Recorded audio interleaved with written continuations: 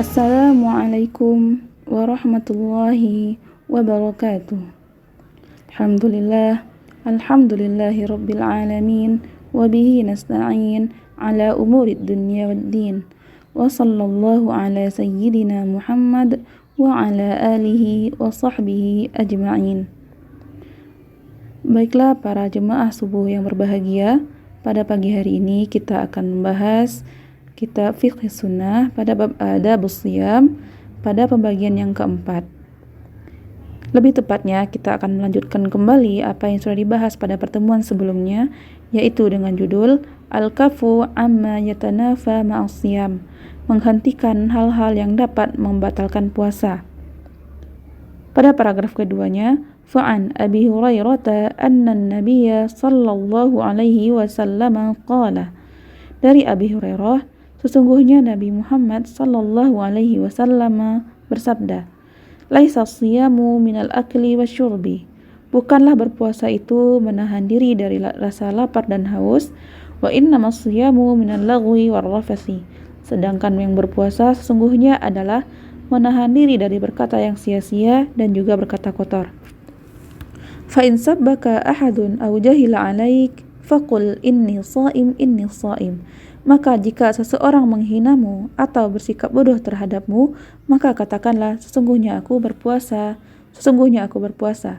Hadis ini diriwayatkan oleh Ibnu Khuzaimah, Ibnu Hibban, Hakim, dan menurut sebagian ulama ini adalah hadis yang sahih menurut syarat Imam Muslim, sedangkan jemaah yang lain mengatakan ini bukanlah hadis yang sahih menurut Imam Muslim.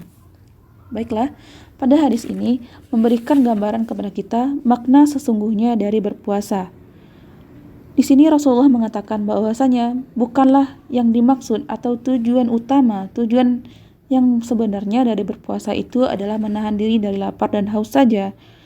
Yang Allah inginkan di sini adalah bagaimana kita bisa menahan diri kita dari berkata yang sia-sia, juga berkata kotor. Kemudian kita juga dilarang untuk menghina sesama kita atau bersikap bodoh terhadap orang-orang sekitar kita. Jikalau kita menghadapi hal seperti ini, maka katakanlah inni shaim. Sesungguhnya aku berpuasa. Oke, pada hadis ini menunjukkan hakikat sebenarnya dari berpuasa itu. Sebagaimana yang kita ketahui dalam surah Al-Baqarah bahwasanya Allah berfirman, A'udzu billahi minasy syaithanir rajim. Bismillahirrahmanirrahim. Ya ayyuhalladzina amanu kutiba 'alaikumus shiyamu kama kutiba 'alal ladzina min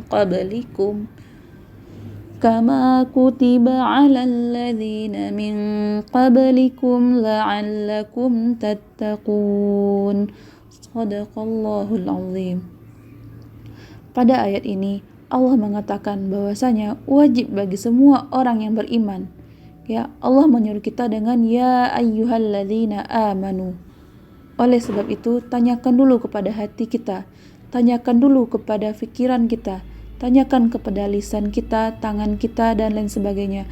Apakah kita sudah benar-benar mampu untuk beriman? Beriman bukanlah hanya sekedar perkara yang ringan saja.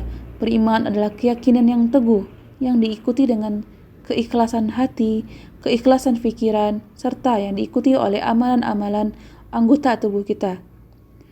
Sehingga kewajiban berpuasa ini tidaklah lengkap jikalau tidak kita sertai dengan rasa iman yang kuat terhadap Allah Subhanahu wa taala. Pada akhir ayat juga dikatakan bahwasanya ketika seseorang itu dia sudah berpuasa, la'allakum tattaqun. Ia pasti akan menjadi orang yang bertakwa. Kemudian, jikalau kita kaji lebih dalam lagi, ketika semua orang muslim ini berpuasa, apakah mutlak semuanya menjadi orang yang bertakwa? Inilah kemudian yang menjadi cerminan bagi kita bahwasanya berpuasa yang dimaksudkan di sini bukan hanya berpuasa dari hal-hal yang lahir saja. Kita tinggalkan makan dan minum kita dari terbit fajar hingga tenggelamnya matahari. Kita tinggalkan semua hawa nafsu kita. Ternyata bukanlah menjadi syarat utama untuk menjadi orang yang bertakwa. Dalam hadis ini, Rasulullah kembali mengingatkan kita bahwasanya berpuasa bukan hanya menahan diri dari perkara yang zahir saja, melainkan keutamaan berpuasa itu terdapat ketika kita menahan diri kita dari berkata yang sia-sia, juga menahan diri kita dari berkata-kata yang kotor. Dalam hal ini, Rasulullah memberikan permisalan kepada kita.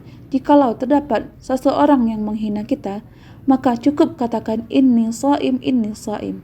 Saya berpuasa, saya berpuasa. Jangan kemudian kita melanjutkan atau kita membalas dengan hal yang serupa atau yang lebih buruk daripada itu. Kenapa? Karena ini akan mengurangi nilai dari pahala kita.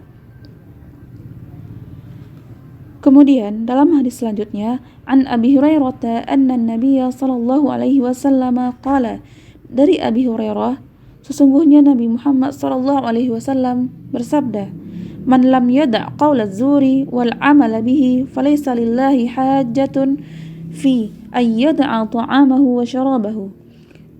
Orang-orang yang belum bisa atau belum mampu meninggalkan perkataan dusta dan tetap mengerjakan kedustaan itu, maka tidak ada hajah, tidak ada kebutuhan, tidak ada keperluan bagi Allah untuk menyediakan makanan dan minumannya. Dalam hal ini juga ditunjukkan bahwasanya keutamaan berpuasa bukanlah menahan diri dari rasa haus dan lapar saja, melainkan menahan diri dari perkataan yang kotor serta perbuatan kotor, sehingga kita mampu menjalankan berpuasa ini dengan sebaik-baiknya. Dalam hal ini terdapat hadis man lam yada' qaula zur wal 'amalu bihi. Apa yang dimaksud dengan perkataan kotor dan perbuatan yang kotor itu? Perbuatan yang kotor adalah perbuatan yang kotor melalui dusta, dalam artian ia tidak meninggalkan puasanya dari hal-hal yang mengandung kebatilan, baik itu mengandung kebohongan, atau dia bersaksi dusta, melakukan ghibah, menuduh seorang, atau melakukan hal-hal yang lain yang mampu merusak atau melukai hati seseorang. Kemudian, falaisa lillahi hajjah fi ayyada'a ta'amahu wa syarabahu. Maka tidak ada kebutuhan bagi Allah untuk menyediakan baginya makanan dan minumannya. Yang dimaksudkan di sini adalah merupakan makna majaz ya. Makna majaz atau makna kiasan bahwasanya tidak diterimanya secara mutlak apa yang menjadi sebab dari diadakannya berpuasa ini. Karena berpuasa bukanlah yang diinginkan darinya menahan lapar saja. Ketika kita merasa lapar, ketika kita merasa haus, maka bukanlah hal yang utama yang Allah inginkan dari ibadah kita ini. Yang Allah inginkan melainkan adalah apa yang mengikuti dari hal-hal yang mampu menghancurkan syahwat kita, keinginan kita, sehingga memunculkan rasa ketaatan, rasa ketundukan kita kepada Allah, sehingga hati kita menjadi tenang. Sehingga dalam hadis ini terdapat beberapa poin yang Allah tekankan.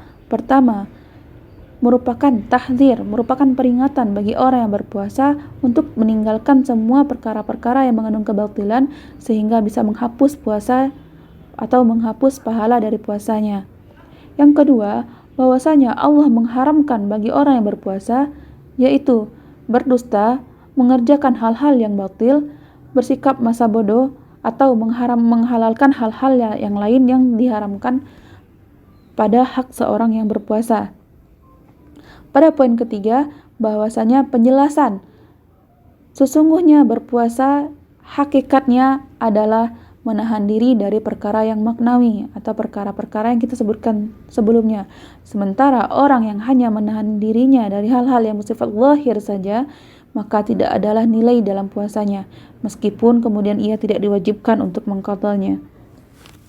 Pada hadis selanjutnya dikatakan, wa anhu anna an-nabiy sallallahu alaihi wasallam qala, dan darinya, dari Abu Hurairah juga, sesungguhnya Nabi Muhammad sallallahu alaihi wasallam bersabda, rubba sha'imin laisa lahu min siyamihi illal ju'.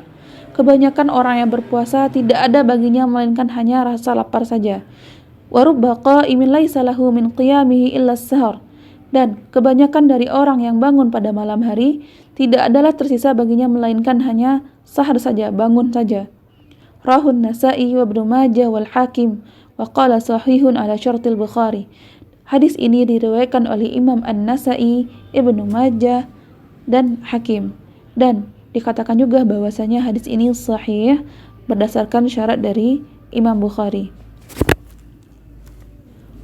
Oleh sebab itu, kepada saya diri sendiri dan juga kepada jemaah salat subuh yang Allah muliakan pada pagi hari ini, marilah kita sempurnakan pahala puasa kita dengan menghindari semua hal yang tidak Allah sukai, baik itu menghina, merendahkan, atau berkata-kata yang tidak selayaknya, sehingga 30 hari yang kita jalani ini bukan hanya sekedar menahan lapar saja, tetapi benar-benar mendidik kita menjadi pribadi yang lebih baik, sehingga pada akhirnya kita mampu meraih maghfirah dari Allah dan juga rahmat dari Allah, sehingga semua dosa yang kita lakukan pada masa-masa sebelumnya dapat kembali Allah bersihkan dari diri kita untuk kembali bisa menuju jannah Allah Subhanahu wa taala. Pada akhirnya Syekh Ali Jum'ah hafizahullah membagi puasa itu kepada 3 macam. Yang pertama, puasanya orang awam atau orang kebanyakan, yaitu orang yang menahan dirinya dari rasa lapar dan rasa haus saja.